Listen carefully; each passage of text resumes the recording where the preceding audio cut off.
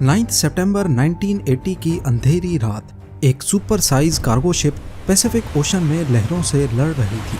Titanic से भी बड़ी और 16 फ्लोर्स जितनी ऊंची इस शिप को अगर स्टील का किला कहा जाए तो गलत नहीं होगा, लेकिन सिर्फ चंद घंटों के बाद इसका कोई नामो निशान नहीं रहा। ना कोई रेडियो सिग्नल आया, ना समंदर में कोई तैरता हुआ मलबा मिला। लाखों टन वजनी शिप बिना किसी निशान के अचानक कैसे गायब हो गई। अथॉरिटीज की जानिब से 20 सालों तक दुनिया को सिर्फ एक ही बात बताई गई कि बस शिप डूब गई है, लेकिन जब क्रू में मौजूद एक शख्स के बाप ने सच्चाई का पता लगाना शुरू किया तो जो कुछ समंदर के नीचे छुपा था उसने सबकी आंखें खोल कर रख दी। ज़ेम टीवी की वीडियोस में एक बार फिर से खुशामदीद।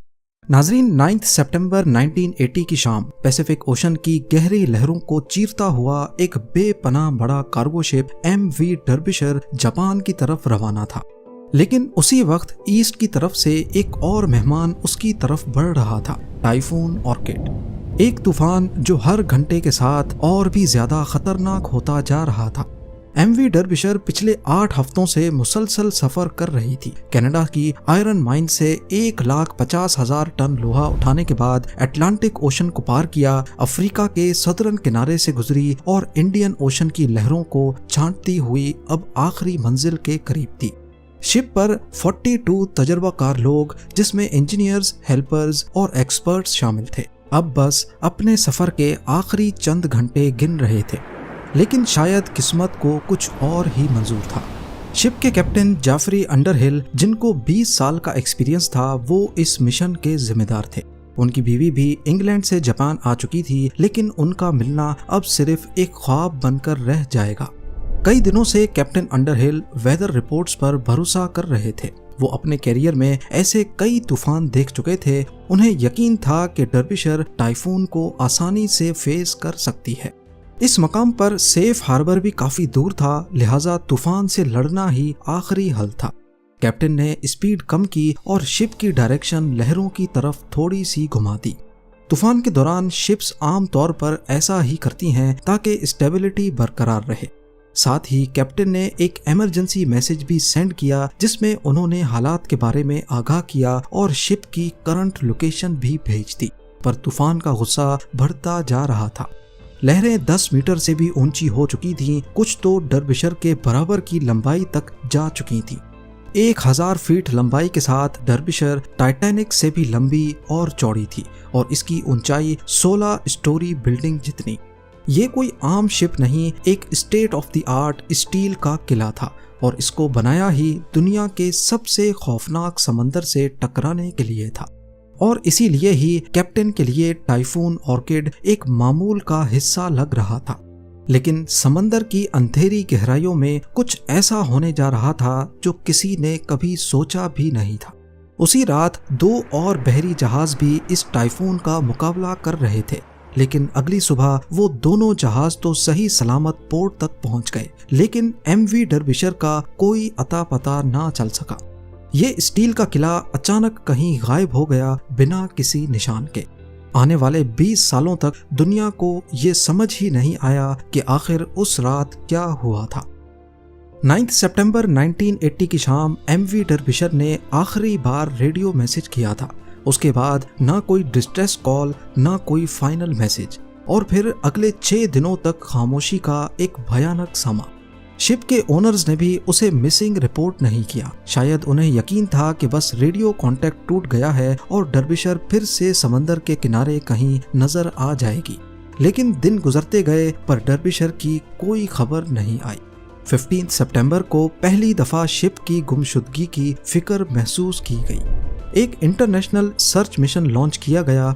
हेलीकॉप्टर्स, एयरप्लेन्स, नेवल शिप्स सब समंदर की छाती पर डर्बिशर के आखिरी कोऑर्डिनेट्स को अच्छी तरह छान मारते हैं, लेकिन इतने बड़े बहरी जहाज का एक टुकड़ा भी कहीं तैरता हुआ ना मिला। 6 दिनों के बाद सर्च ऑपरेशन बंद कर दिया जाता है। अथॉरिटीज ने ये कहकर मामला रफा दफा कर दिया कि बस समंदर ने उसे निगल लिया, और ये नतीजा फौरन बिना किसी इन्वेस्टिगेशन के निकाल लिया गया। जिस तेजी से सर्च ऑपरेशन और इन्वेस्टिगेशन खत्म हुई, उसी तेजी से न्यूज कवरेज भी। ایم وی ڈربشر کے کریو کی فیملیز نے کئی ریکویسٹ بھیجی، لیکن انہیں صرف اتنا بتایا گیا کہ انویسٹیگیشن کرنے جیسا کچھ ہے ہی نہیں۔ مرنے والوں کے خاندان سے یہ بات ہضم نہ ہوئی۔ ان کو ایسا لگ رہا تھا جیسے کوئی بات جان بوجھ کر چھپائی جا رہی ہو۔ ایم وی ڈربشر ایک اسٹیل کا عالمگیر جائنٹ برٹین کے مشہور سوان ہنٹر شپ یارڈ میں صرف 4 سال پہلے بنایا گیا تھا۔ ایک ایسی شپ جو 1.5 لاکھ ٹن سے زیادہ مال لے جا سکتی تھی اور جو 20 سال پہلے تک کی شپ سے 4 گنا زیادہ لوڈ اٹھا سکتی تھی۔ لیکن اس دفعہ بات صرف سائز کی ہی نہیں تھی، ڈیزائن بھی نیا تھا اور ڈربشر ایک OBO کیریئر تھی۔ یہ نئے زمانے کی ایک ایسی شپ تھی جو ایک سائیڈ سے آئل جبکہ دوسری سائیڈ پہ آئرن اور بھر کے لے جا سکتی تھی۔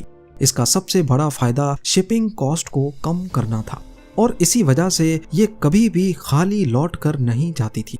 اگر آئل چھوڑا تو واپس آئرن اور لے جاتی تھی، یعنی شپ ہمیشہ چلتی رہے گی اور کمپنی کو فائدہ دیتی رہے گی۔ ٹریڈیشنل شپس کے مقابلے میں ایم وی ڈربشر 30% تک زیادہ ریونیو بنا سکتی تھی۔ اس کا شمار برج کلاس کی شپس میں ہوتا تھا اور اس وقت ایسی صرف 6 ہی شپس پوری دنیا میں اویلیبل تھی۔ اسے برٹین کے سوان ہنٹر نامی شپ یارڈ نے بنایا تھا۔ اس وقت اس کمپنی کو کافی چیلنجز کا سامنا کرنا پڑ رہا تھا، کیونکہ ان کا مقابلہ تھا جاپان اور ساؤتھ کورین شپ یارڈ سے جو وہی شپس زیادہ سستی اور زیادہ جلدی بنا رہے تھے۔ سوان ہنٹر جو کبھی دنیا کی شپ بلڈنگ انڈسٹری کا بے تاج بادشاہ ہوا کرتا تھا، اب جاپانیز اور ساؤتھ کورین کمپنیز کی وجہ سے کافی دباؤ کا شکار تھا۔ انہوں نے کاسٹ کٹنگ کرنا شروع کی اور شاید یہیں پر چھپا تھا ایم وی ڈربشر کے ڈوبنے کا راز۔ اس حادثے کے بعد کئی گھروں میں اندھیرا چھا گیا، لیکن ایک شخص ایسا تھا جس کے لیے یہ صرف ایک نقصان نہیں، ایک مشن بن گیا۔ پیٹر ریڈیارڈ اپنے جوان بیٹے کو ڈربشر میں کھو بیٹھا تھا، لیکن پیٹر صرف ایک باپ ہی نہیں بلکہ ایک ایکسپیرینسڈ شپ سرویئر تھا جس نے اپنی زندگی سمندر اور شپس کا تجزیہ کرنے میں گزاری تھی۔ جب پیٹر خود میدان میں اترا تو اس نے ایک حیران کر دینے والی حقیقت کا پردہ فاش کر دیا۔ 1982 میں ڈربشر کے غائب ہونے کے صرف 18 مہینوں کے بعد ٹائن برج نامی ایک اور برج کلاس شپ نارتھ سی کے طوفانوں سے لڑ رہی تھی اور اچانک شپ کے سپر اسٹرکچر کے آگے اسٹیل میں درار پڑنے لگی۔ کیپٹن نے فوراً ایویکویشن کا حکم دیا اور کریو کو ایئر لفٹ کر کے بچا لیا گیا۔ اس حادثے میں شپ کو بچا لینا کسی معجزے جیسا ہی تھا، کیونکہ شاید قدرت بھی اس بار سچائی دکھانا چاہتی تھی۔ جب پیٹر نے اس شپ کا ٹھیک سے معائنہ کیا تو پتا چلا کہ شپ کے فرنٹ سائیڈ کے ایک حصے پر کریکس پڑ چکے تھے۔ مزید کچھ ڈاکیومنٹس پڑھنے کے بعد ان کو معلوم پڑا کہ صرف یہی نہیں بلکہ ہر برج کلاس شپ میں کریکس ڈیولپ ہو چکے ہیں، اور یہ کریکس صرف ایک ہی جگہ پر پڑ رہے ہیں۔ اور پھر یہ شپس چپکے سے ریپیئر کے لیے پورٹس میں بلائی جا رہی تھی۔ صرف اتنا ہی نہیں، پیٹر نے ایک اور حیرت انگیز چیز ڈھونڈ نکالی۔ یہ شپس اوریجنل ڈیزائن پلانز کے مطابق نہیں بنائی گئی تھی۔ کچھ حصے ایسے تھے جنہیں جلد بازی میں اوریجنل ڈیزائن سے ہٹ کر بنایا گیا تھا۔ پیٹر کے ہاتھ اب ایک ایسا ثبوت لگ چکا تھا جو شاید ایم وی ڈربشر کی انویسٹیگیشن کو دوبارہ کھول سکے۔ پیٹر نے یہ سارے ثبوت اکٹھے کیے اور ڈپارٹمنٹ آف ٹرانسپورٹیشن کو بھیج دیے، لیکن انہوں نے کوئی ایکشن لینے کے بجائے صرف اتنا کہا کہ ڈربشر کے ڈوبنے کی پراپر انویسٹیگیشن اب ہو چکی ہے اور نئی انکوائری کا کوئی پلان نہیں ہے۔ اتھارٹیز نے کان بند کر دیے، لیکن مرنے والوں کی فیملیز نے زبان کھول لی۔ 1984 میں انہوں نے ڈربشر فیملی ایسوسی ایشن بنا لی، جس کا صرف ایک ہی مقصد تھا کہ سچ سے پردہ اٹھا کر رہیں گے۔ نومبر 1986 میں ایک اور برج کلاس شپ جس کا نام کولون برج تھا، آئرلینڈ کے کوسٹ کے پاس سمندر میں ہی کریکس پڑنے کی وجہ سے گراؤنڈ ہو گئی۔ اٹلانٹک کے رف سمندر سے گزرتے وقت اس کا حل جو پہلے ہی کمزور ہو چکا تھا، سمندر کے جھٹکوں کا سامنا نہیں کر سکا۔ کولون برج 6 میں سے آخری برج کلاس شپ تھی جس میں وہ خاص ریپیئر ورک نہیں ہوا تھا جو پیٹر نے دوسری شپس میں ڈھونڈا تھا۔ لیکن اب کی بار برٹش گورنمنٹ چپ نہیں بیٹھی اور دوبارہ سے ایک نئی انویسٹیگیشن کھولنے کا ارادہ کیا۔ پیٹر اور دوسری فیملیز کو امید کی ایک کرن دکھائی دی۔ اگلے 6 مہینوں تک مختلف ایکسپرٹس نے اس انویسٹیگیشن میں اپنی اپنی رائے دی. کسی نے ڈیزائن پر دوش دیا تو کسی نے سمندر کو. لیکن اس انویسٹیگیشن میں پیٹر کے تمام ایویڈنس پر کوئی دھیان نہیں دیا گیا. اس کے ثبوت جو ڈائریکٹلی اسٹرکچرل فیلئر کی طرف اشارہ کرتے تھے ان کو بڑی چالاکی سے دبا دیا گیا. انویسٹیگیشن رپورٹ میں بتایا گیا کہ ایم وی ڈربشر اور برج کلاس کی شپس میں کوئی اسٹرکچرل فیلئر کے ثبوت نہیں ملے. ڈربشر بس ایک اور شپ تھی جو سمندر کی لہروں کا شکار بن گئی. فیملیز جو پچھلے کئی سالوں سے یہ لڑائی لڑ رہی تھیں ان کے لیے یہ رپورٹ کسی تماچے سے کم نہیں تھی. دوسری انویسٹیگیشن کے بعد اب فیملیز کا حوصلہ ٹوٹ رہا تھا. ان کا صرف یہی کہنا تھا کہ ڈربشر کا راز سمندر نہیں بلکہ سسٹم میں چھپا ہے. لیکن ان فیملیز نے کبھی ہمت نہیں ہاری. 1994 میں انٹرنیشنل ٹرانسپورٹ ورکرز فیڈریشن کے ساتھ مل کر ایک پرائیویٹ انویسٹیگیشن ٹیم بنائی گئی. سب نے مل کر اس مشن کا خرچہ برداشت کیا اور ایم وی ڈربشر کو 14 سالوں کے بعد سمندر میں تلاش کرنے کا پلان بنایا گیا. حیرت انگیز طور پہ صرف 23 گھنٹوں کے اندر اندر سطح سمندر سے 4 کلومیٹر نیچے ڈربشر کو ون پیس میں ڈھونڈ لیا گیا. یہ واقعی ایک بہت بڑی کامیابی تھی. لیکن اس گتھی کو سلجھانے کے لیے سمندر کے اندر شپ کے ایک ایک حصے کی فوٹو لی گئی اور اگلے 6 سالوں تک انویسٹیگیشن چلتی رہی. 6 سالوں بعد انویسٹیگیشن رپورٹ میں ساری حقیقت کھل کر سامنے آ گئی. معلوم پڑا کہ شپ کے سب سے آگے ایک اسٹور بنا ہوتا ہے جسے بوسن اسٹور کہتے ہیں. اس اسٹور میں ڈیک مینٹیننس کا امپورٹنٹ سامان رکھا ہوتا ہے جیسے رسیاں، ٹولز، چین وغیرہ.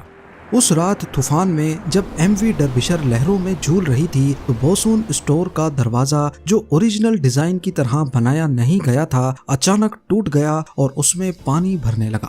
ہزاروں گیلن پانی بوسون اسٹور میں بھرنے کی وجہ سے شپ کا اگلا حصہ بھاری ہو گیا اور بو مزید پانی کے اندر چلا گیا. اب لہریں اور زیادہ ہائٹ سے ٹکرا رہی تھیں جس کی وجہ سے وینٹیلیٹر ٹوٹے اور پانی مشینری روم میں داخل ہو گیا. ڈربشر کا بو اور زیادہ جھک گیا اور پھر ایک بڑی لہر میں ٹینس کورٹ جتنا بڑا کنٹینر جہاں آئرن اور رکھا گیا تھا اس کا ہیچ کور بھی ٹوٹ گیا. اب پہلے ایک کنٹینر میں پانی بھرا جس کی وجہ سے اگلا حصہ مزید نیچے گیا اور دیکھتے ہی دیکھتے سارے کنٹینرز ایک ایک کر کے پانی کے اندر چلے گئے. اور پھر ڈربشر جو برٹین کی سب سے بڑی ویسل تھی پیسیفک اوشن کے اندھیروں میں ڈوب گئی. جب انویسٹیگیشن رپورٹ کو شائع کیا گیا تو معلوم پڑا کہ جس کمپنی نے یہ تمام برج کلاس شپس بنائی تھیں ان سب کے بوسون اسٹور کے پاس کریکس تھے اور سبھی کے ہیچ کورز نازک اور اسٹینڈرڈ کے حساب سے نہیں بنائے گئے تھے.